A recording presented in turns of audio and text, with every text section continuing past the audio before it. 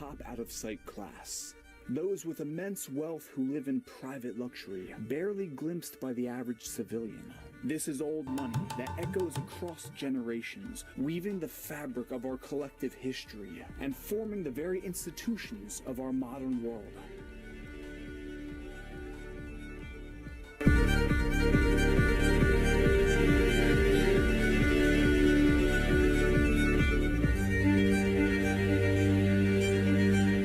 Welcome to Chateau du Champ de Bataille. So welcome to one of the most expensive homes in the entire world. We're here in Normandy, France, where behind me, that's right, that is one of the most expensive homes ever in the world. And in this episode, we're getting a tour of the house, the property, the whole thing. This is the largest private garden in all of Europe, and it's actually so big that we need a golf cart to tour the space. Bonjour. This is Zachary with Barnes International, and he will be touring us around the grounds. Bonjour à tous, welcome everyone. All right, let's roll. Let's go. So the estate encompasses over 300 acres of land, consisting of 6 main structures on the property that we'll be touring. The grotto and the Indian palace. We've got the main chateau and the gardens, then the Greek theater and the greenhouse. We're actually staying overnight here at the chateau, but more on that later. Now, before we immerse ourselves into this world of unfathomable wealth and reveal the price tag of this listing, we need to understand the history.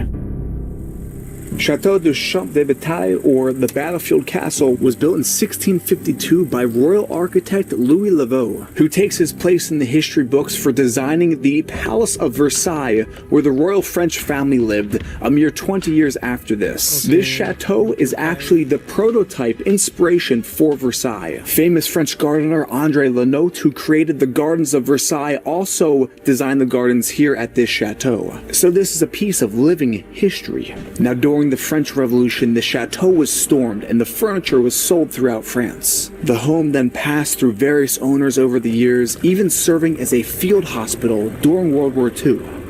Then in 1992, the current owner, Jacques Garcia, world-famous French architect and designer, purchased the rundown chateau and has since dedicated the last 30 years of his life restoring this palace to its former glory, and more importantly, filling this chateau with priceless art belonging directly to the French royal family. Everything in here is authentic.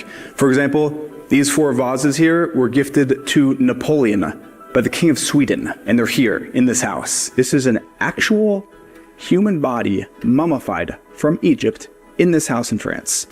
That is wild. It's rumored that Garcia purchases a piece of new art every day. Now, the actual price value of this home, it's nearly impossible to put a number on. But recently, an undisclosed private offer in the multiple 10-figure range was made to purchase the home, and it was declined by Jacques. Rather, it's his dream that the doors of the chateau be open to the world, ensuring that future generations can experience the magic and the mystery of this royal French treasure. And I'm working with Barnes International to market this home for rent. So if you're looking to rent out this chateau, please contact me via email in the description of this video. And with that, we're starting our tour here in the formal gardens, which are absolutely colossal. So we're now at the center of the property. Yeah. What's the significance about this behind me? So the exact place where we are now, it's the perfect middle of the castle. That means there is 500 meters on that part and 500 also on this one. So back in 1992, all of what we're looking at right now was just an overgrown field lost to time, until Jacques found the original garden design plans in the chateau.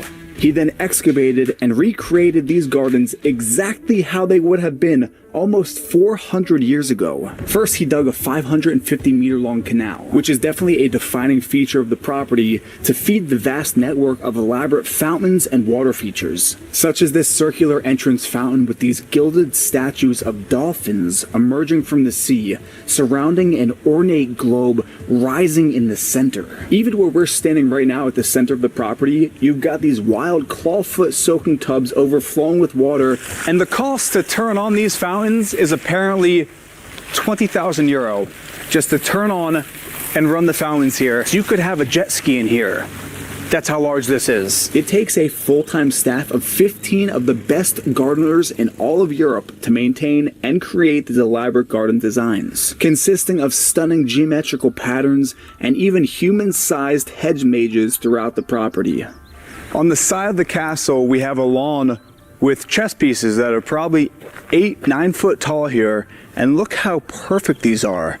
I'm in shock that they can actually do this. The role of the gardener here at the chateau is, I'd say, the most important role because of how much acreage we have. And one of the most intricate and prominent design features in the gardens are the symmetrical lattice design box gardens leading up to the front patio of the chateau. Now, the garden is based on the principle of imposing order and symmetry over the land. And back in the 17th century, the number one way a king could show his flex and his power over the land was symmetry, controlling nature. So if you notice, all the hedges are squares, because you don't find a square like that in nature. And I think that is just fascinating that they had the ability to do that way back then, and that it's been preserved today with this. It's kind of mind-boggling. I also noticed the hedges are cut in the shape of a wave, which are at least 30 feet high. I think the biggest thing I want to drive home is the scale of this place and how you really need a person walking through the gardens to show the whole 45 acres. Like, this is, I've never seen a house like this ever. I don't think anyone has, because